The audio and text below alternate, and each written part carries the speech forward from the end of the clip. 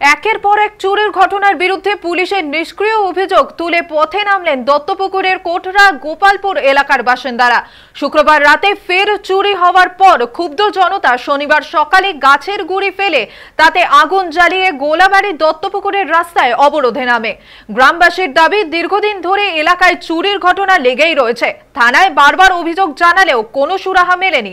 বৃহস্পতিবার রাতেও হয় চুরি। এরপর স্থানীয়রা গোপন নজরদারি শুরু করে এবং শুক্রবার ভোরে চোরকে হাতে নাতে ধরে ফেলে। তার কাছ থেকে চুরি যাওয়া সামগ্রী উদ্ধার হয়। খবর পেয়ে পুলিশের তাকে থানায় নিয়ে গেলেও গ্রামবাসীদের অভিযোগ করেন যে চুরি বন্ধের কোনো নিশ্চয়তা দেয়নি পুলিশ এখনো। ফলে ক্ষুব্ধ গ্রামবাসীরা রাস্তায় নেমে বিক্ষোভ শুরু করে। তাদের সাফ জানিয়ে দেয়, পুলিশের পক্ষ থেকে সুনির্দিষ্ট আশ্বাস না আসা পর্যন্ত অবরোধ চলবে।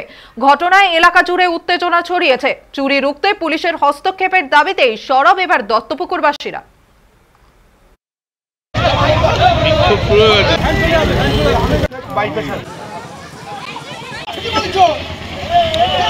অবরোধটা এই চুরির কারণে করেছি। আমাদের পাড়ায় দীর্ঘ আজকের এক সপ্তাহ ধরে চুরি হচ্ছে।